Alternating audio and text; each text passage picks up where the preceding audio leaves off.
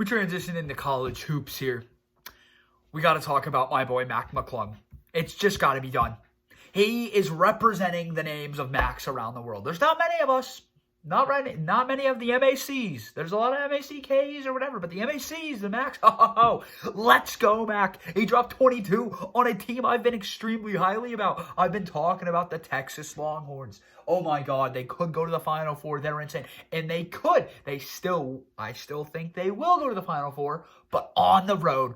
Mac McClung, 77, pulls up, shoots the three ball, but his foot was on the line. So it's a long two with 2 seconds left. Dagger, throws the horns down, symbol on the road. Huge shot there by Mac. And then Fran Fraschilla is doing an interview with him, and he's like, Fran, I respect you, but look, I got more important things to do. I got to go celebrate with my team. Drops the mic. Talk about swagger in Lubbock, Texas right now. Texas Tech, you're buzzing. Ranks 15th in the country. They had a heartbreaking loss against the Jayhawks, Kansas, earlier this year. Texas Tech is not a bad basketball team. They're a team that can make some noise. We got to be very, very highly of them. I'm thinking highly of them. But this is why I miss fans.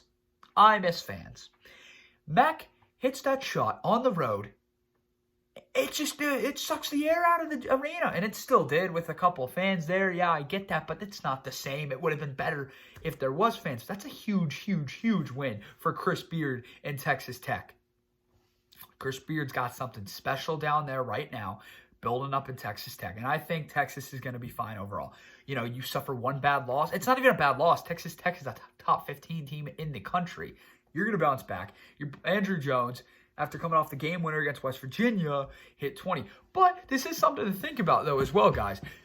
Texas should have lost to West Virginia if West Virginia didn't have a mega collapse. So, Texas should have they should be on a 2-game losing streak. I still believe in the Longhorns. I still think Texas is one of the best teams in the whole entire country that are going to make some noise in March. So, I don't think one loss defines them, especially with 2 seconds left. So, that was incredible. Mac McClung, he's representing the name, and I'm just proud of him. I'm proud of him. Good for him. And then we got to talk about Michigan, because Michigan's a team that I have not talked enough about. The Michigan Wolverines have a legit shot of winning the national championship. Ranked 7th in the country, I think it's too low. Michigan is a top 5 team in the country. They have the most underrated center in the whole entire country in Hunter Dickinson. Hunter Dickinson, first of all, if you don't know, Michigan played Wisconsin. Michigan's number 7, Wisconsin's number 9. Michigan blew the doors off. They just destroyed the Wisconsin Badgers. 77-54. 77-54. The Michigan Wolverines can shoot the ball like there's no tomorrow. They're a team that's legit.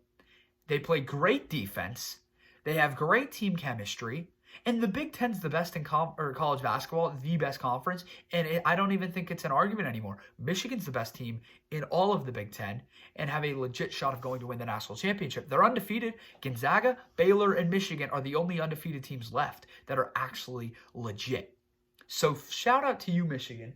I think Michigan's got a real chance of winning the national championship. I say that a lot about a lot of teams, but I do think I'm going to stay consistent. Gonzaga, Baylor, Tennessee, Texas, or Michigan. You give me them, and give me them over the field. One of them are going to go win a national championship, in my eyes. Now, what other blue blood program has not been good this year? It's Duke. Kentucky's not been good, but Duke hasn't either. I get Duke's 5-3. I truly do. But they suffer a bad loss to Virginia Tech. Watching Duke, they're just not good. They're just not what Duke usually is. They're not good defensively. They can't stay in front of anybody because they lost Trey Jones, so they don't have that defensive leadership. Matthew Hurts having to force threes, and that's, in my opinion, not what you want. His shot form is disgusting. They don't have the depth they usually do. They don't have a star like Zion, guys like that. Big names, Jabari Parker back in the day, Grayson Allen, Trey Jones. Those type of guys, Marvin Bagley, Wendell Carter, they don't have a big name. They don't have a big name that's really impressed me this year. They're not good. They are 5-3, but guys, they haven't beat a single ranked team the whole entire year. Duke has not beaten a single team the whole entire year that is ranked. So, the resume is not good enough to get them in the tournament. I know it's crazy, but it's not. It's not. I think right now, if the tournament ended, you're looking no tournament with Duke or Kentucky. Still a lot of basketball to be played, but that's just what I want to put out there.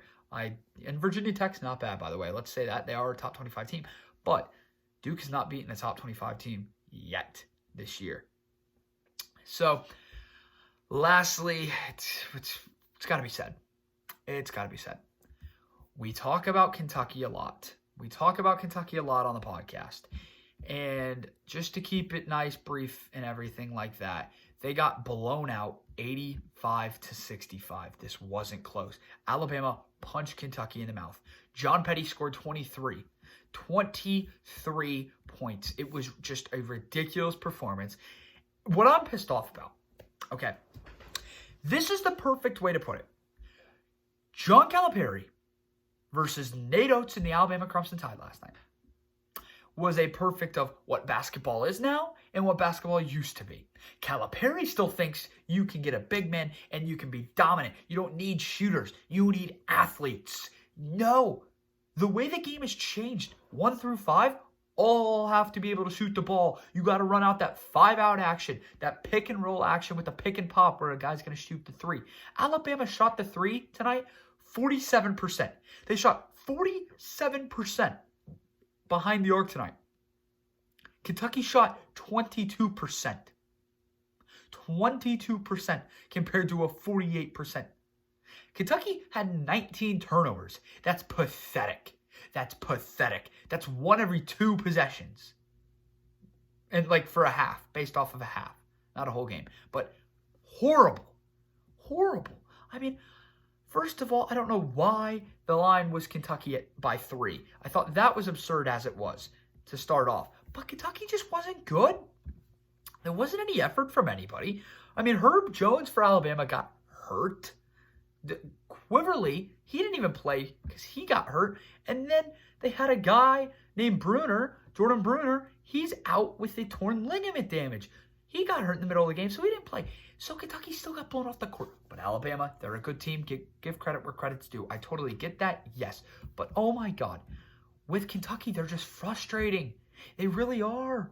They really are. I mean, you take one step in the right direction and things are looking good, and then it just goes downhill. It just goes downhill. That's the easiest way to put it. There's no effort. Yes, they beat those 3 teams, Mississippi State, Vanderbilt, and Florida. It's like they have heart and effort. It's just, they look like it. I don't know. They're not good. They're not good. They play Alabama or Auburn, and then they play Georgia. I get that, the next 2, and you should win both. And then you're 5-1, and okay. Then you get into a stretch, which is going to make it or break it if you're going to go to the tournament or not. But what Kentucky basketball hasn't shown me, they haven't shown me enough heart. The defensive end, John Calipari decided to go zone, which, horrible decision. It's not, I mean, first of all, Alabama was one of the best 3-point shooting teams in the country, and we couldn't stop them man-to-man while they were shooting 3s, so let's go to zone to make them shoot 3s even more. That didn't work. There was no energy from anybody on Kentucky. There was no heart, and this speaks volumes to Alabama. What Nate Oates has done down there, he's built a program at Alabama. He came from Buffalo. They played fast, and they could shoot the rock there at Buffalo. He came in, got him a couple years to get the players he wanted that fit his system, and now it's paid off. They're 10-3. They're 5-0. I believe in conference play right now in the SEC, and they are a tournament team that can actually make a Sweet 16, possible Elite 8, but probably Sweet 16. Definitely a second weekend team right now. So credit to where credit's due at Alabama, but Kentucky's just pathetic. It's pathetic. It's hard to watch. They're weak with the ball. The dribble, and they just turn it over with 2. It's really simple as that. It's pathetic. It is pathetic. And they got to get it together. But if Calipari doesn't change his system and bring in shooters instead of athletes, it's just not going to be a winning recipe. But it is what it is. Not good.